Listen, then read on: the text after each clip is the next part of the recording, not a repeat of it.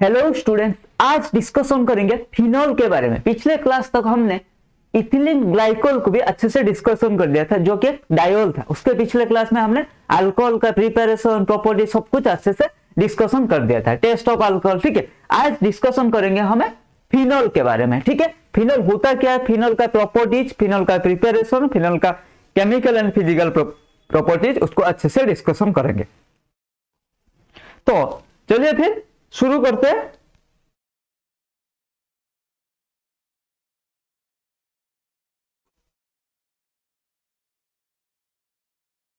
देखो, फिनोल क्या है, फिनोल को ऑल्सो हम क्या बोलते हैं, इसका और भी दो तीन नाम है। एक है कार्बोलिक एसिड। ठीक है, ये बहुत बार क्वेश्चन में आता है, which of the following is known as carbolic acid. ठीक है, दे देगा, और ऑप्शन में क्या दे देगा, फिनोल दे देगा, ठीक है, अल्कोहल दे देगा, कार्बोक्सिलिक एसिड दे देगा, ठीक है, अमाइड दे देगा, और उसका मर्जी वो जो भी दे सकता है, लेकिन फिनोल जरूर देगा, क्योंकि फिनोल का ही नाम है कार्बोलिक एसिड। ठीक है, इसका ये दूसरा नाम है कार्बोलिक एसिड। ठीक है, और इसको बेंजीनॉल भी हम बोल सकते हैं, और हाइड्रोक्सी बेंजीन बोल सकते हैं, और कार्बिनॉल भी बोल सकते हैं। लेकिन टू मोस्ट इंपोर्टेंट नाम याद रखना फिनोल का, एक होता है कार्बोलिक एसिड,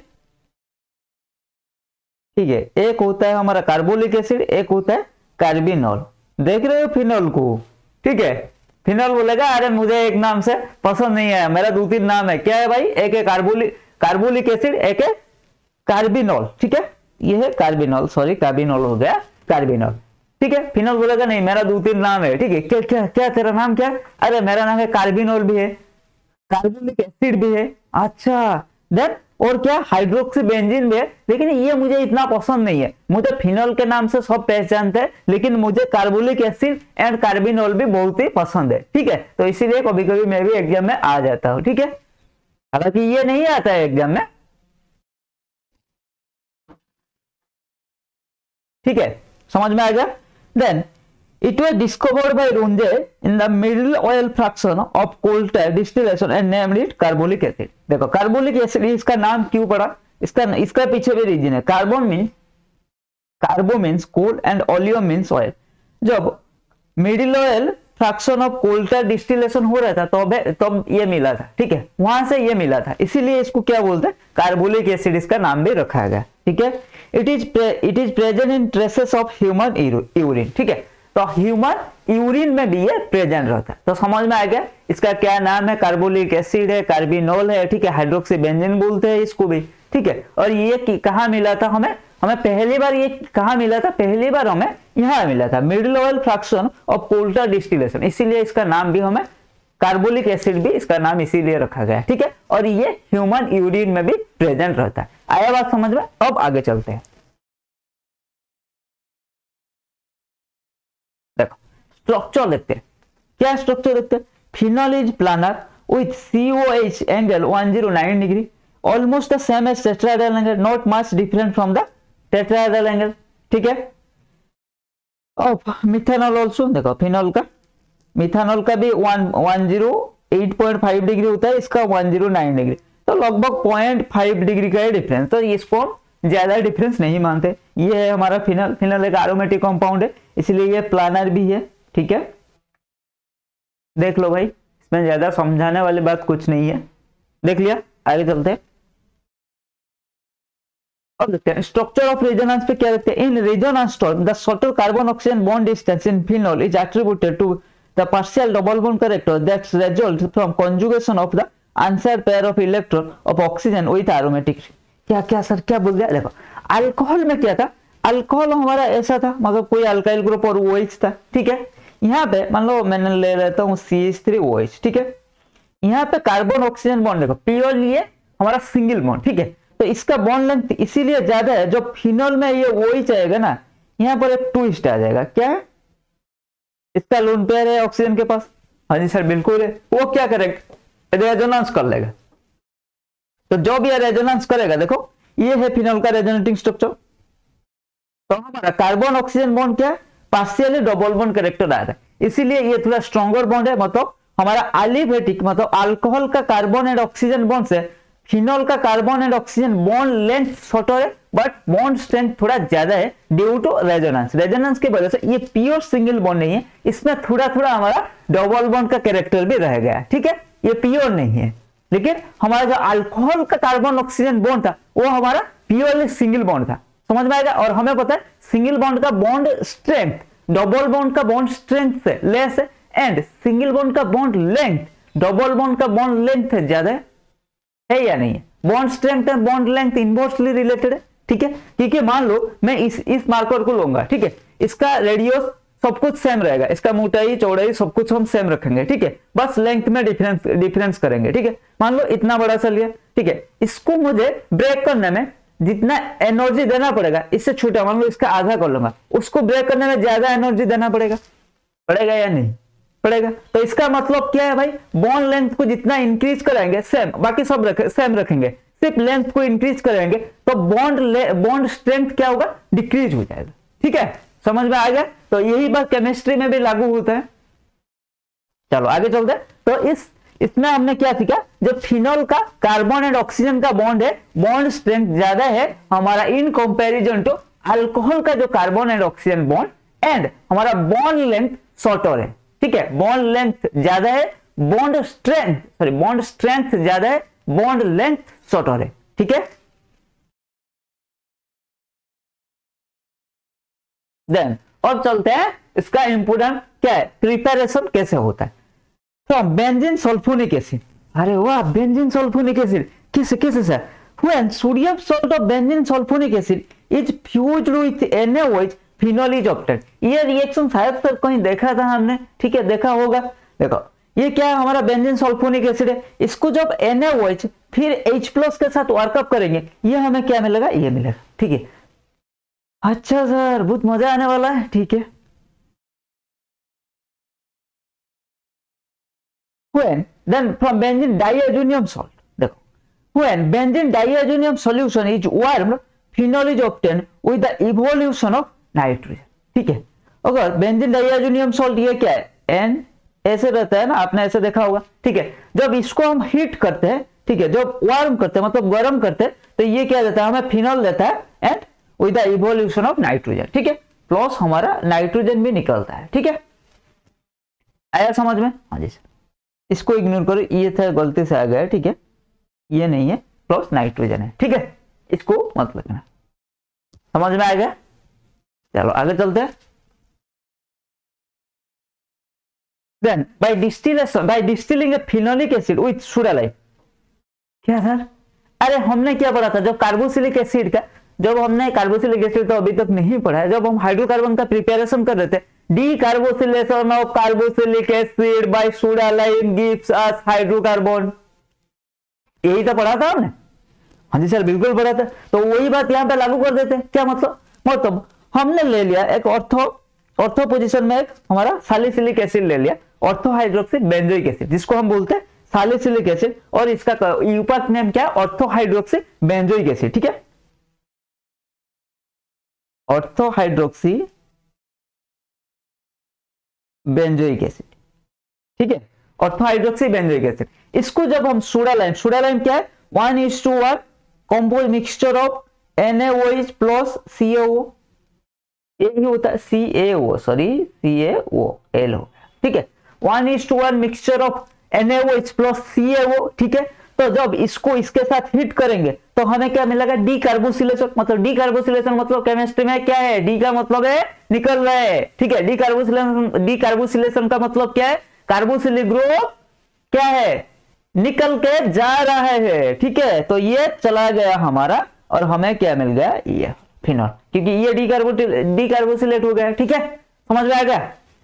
तो पहला मेथड था बेंजीन सल्फोनिक एसिड, ठीक है, बेंजीन सल्फोनिक एसिड को जब NaOH एंड हम H+ के साथ रिएक्ट करते हैं तो अब हमें फिनॉल मिलता है, हाँ जी सर बिल्कुल मिलता है। देन बेंजीन डाइआजोनियम सॉल्ट को जब हम वार्म करते हैं, ठीक है, तो अब हमें क्या मिलता है, फिनॉल मिलता है with the evolution of nitrogen, ठीक है। देन क्या था हमारा, ऑर्थो हाइड्रोक्सी बेंजोइक एसिड, इसको बोल सकते हैं हम सैलिसिलिक एसिड को जब सोडा लाइम के साथ हिट करेंगे तो डीकार्बोसिलेशन होके हमें क्या मिलेगा, फिनॉल, ठीक है, हाँ जी सर।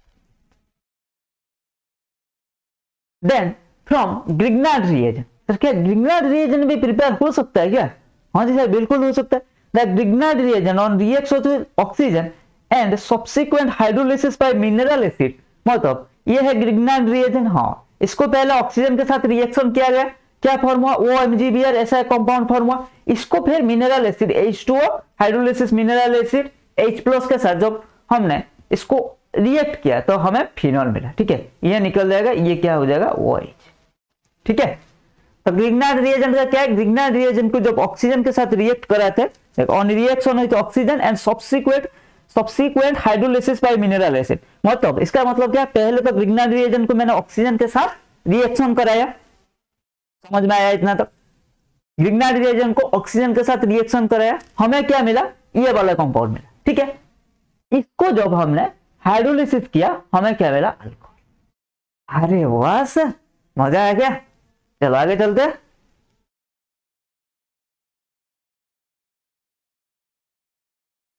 देन फ्रॉम बेंजीन, क्या सर बेंजीन से भी प्रिपेयर हो सकता है? हाँ जी सर बिल्कुल हो सकता है। जब बेंजीन को oxygen in presence of vanadium pentoxide के साथ रिएक्शन कराएंगे हमें क्या मिलेगा? हमें मिलेगा फिनॉल। ठीक है, इन दोनों के साथ जब रिएक्शन कराएंगे मतलब बेंजीन को ऑक्सीडाइज जब करेंगे हमें फिनॉल मिलेगा। ठीक है,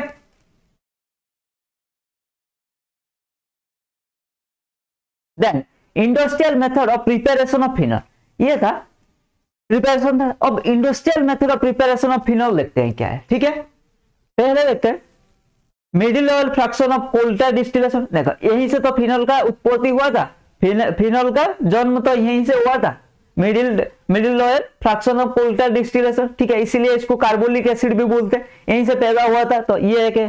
then cumene Raschig's process and Dow's process.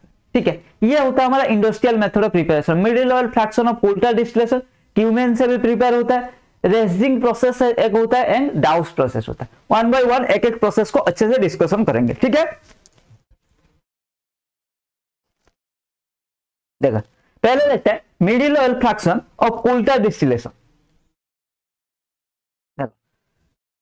हमने कोल्टर ले लिया, उसको फ्रैक्शनल डिस्टिलेशन किया, मिडिल ऑयल मिला। ठीक है, फ्रैक्शनल डिस्टिलेशन क्या होता है? डिस्टिलेशन प्रोसेस क्या होता है? ये होता है डिस्टिलेशन प्रोसेस हमारा बॉइलिंग पॉइंट का डिफरेंस में होता है। ठीक है, मतलब ऐसे टू कंपाउंड लिया जाता है, ऐसे मिक्सचर लिया जाता है जिसमें जितना कंपोजिशन है उनका बॉइलिंग पॉइंट का डिफरेंस होना चाहिए। फॉर एग्जांपल मान लो इस वाला बिकर में मैंने कुछ मिक्सचर लिया, उसमें A+B+C है। ठीक है, इसको हमने हीट किया गया। ठीक है, यहाँ पे ये गैस निकल के जाएगा, देन यहाँ पे कंडेंसर लगा होगा। ठीक है, कंडेंसर लगा होगा।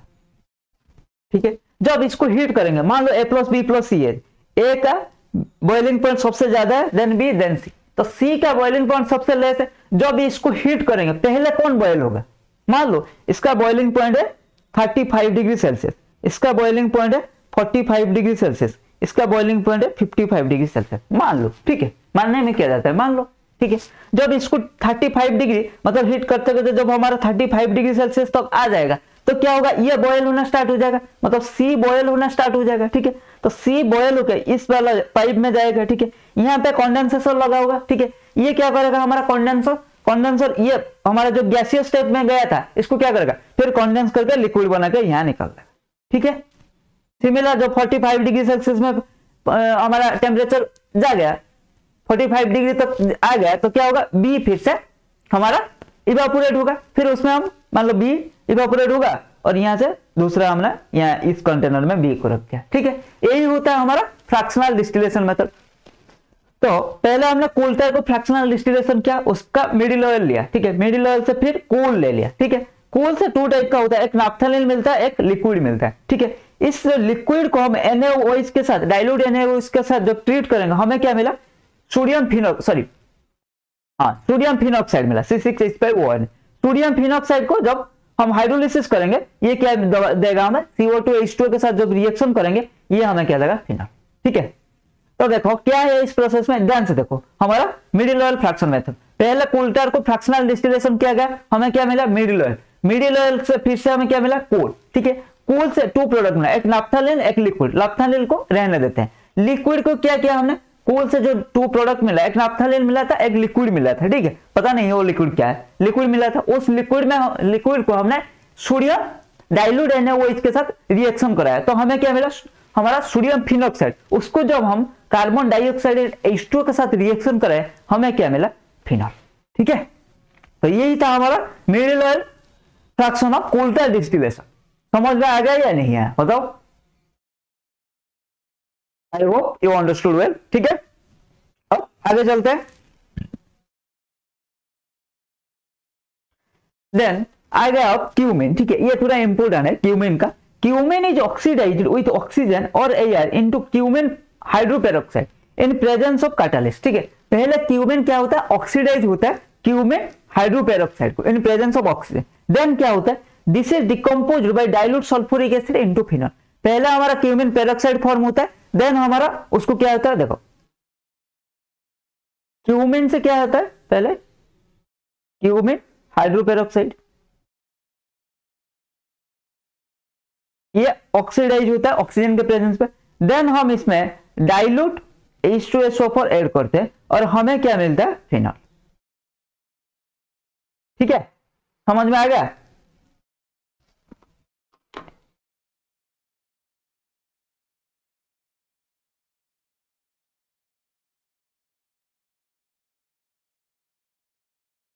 ठीक है, तो हमें क्या मिलता है, फिनॉल मिलता है। तो देखते हैं रिएक्शन क्या होता है। देखो ये होता है हमारा क्यूमिन CH3, ठीक है, ये क्यूमिन होता है। इसको ऑक्सीजन 130 डिग्री सेल्सियस में हमने हीट किया, तो हमें क्या मिला, क्यूमिन हाइड्रोपेरोक्साइड मिला, ठीक है। पेरोक्साइड मतलब क्या, ऑक्सीजन ऑक्सीजन लिंकेज इसको बोलते हैं। देखो क्यूमिन हाइड्रोपेरोक्साइड मिला, ठीक है। जब इसको हमने H2SO4 के साथ रिएक्शन कराया तो हमें क्या मिला, फिनॉल मिला, ठीक है। देखो समझ में आया नहीं, क्यूमिन ये है, क्यूमिन ये है क्यूमिन हाइड्रोपेरोक्साइड,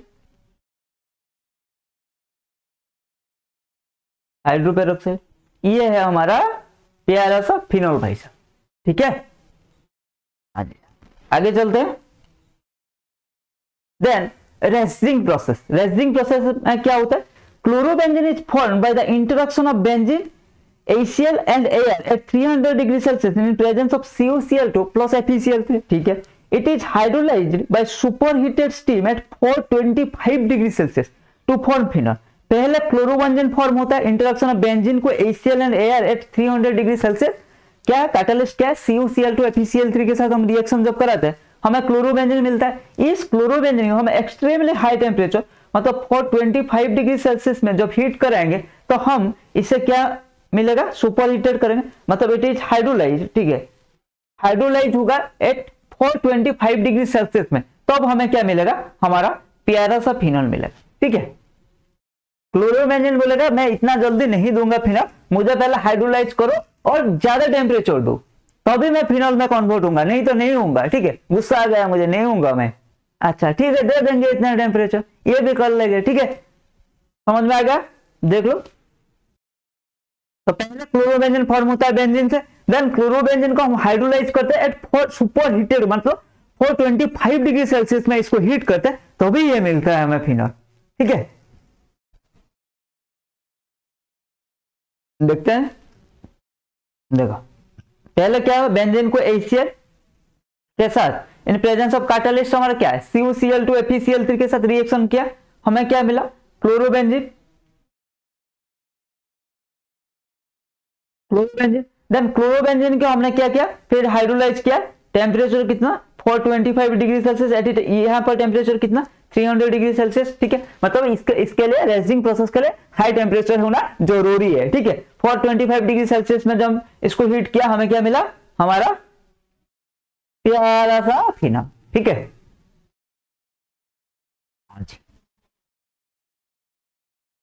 देन डाउस प्रोसेस, ये one of the most important process है, इसको हमने हाइड्रोआयरन्स पे मतलब क्लोरोबेंजीन जब डिस्कशन किया था तब भी हमने डिस्कशन कर दिया था, ठीक है। अब एक बार और देख लेते हैं, लार्ज क्वांटिटी ऑफ फिनॉल, इसीलिए तो बोला भाई ये हमारा इंपोर्टेंट प्रोसेस है। Large quantity of phenol are formed by heating chlorobenzene with 10% solution of caustic soda or sodium carbonate at 300 degree Celsius under very high pressure 200 atm pressure। तो 300 degree Celsius and 200 atm pressure में जब हम chlorobenzene को NaOH के साथ hit कराते हैं तब ये मिलता है। कैसे मिलता है? इसका 2 स्टेप में मिलता है। पहले क्या है, क्लोरोबेंजीन के NaOH sodium hydroxide eight 300 degree Celsius में हिट करेंगे, सोडियम फिनॉक्साइड मिलेगा हमें।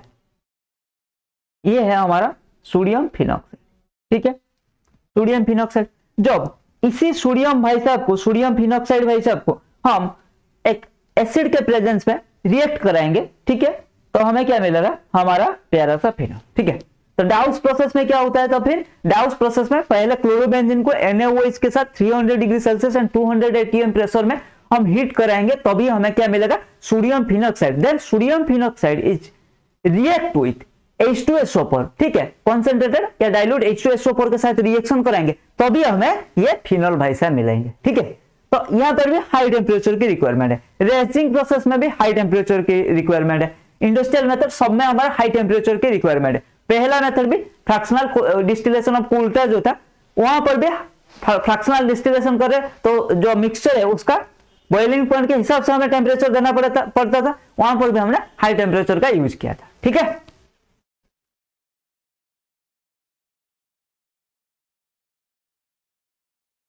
देन आज के लिए इतना ही, नेक्स्ट क्लास में मिलते हैं हमारा फिजिकल प्रॉपर्टीज ऑफ फिनॉल के साथ। तब तक पढ़ते रहिए, कीप लर्निंग, कीप ग्रोइंग।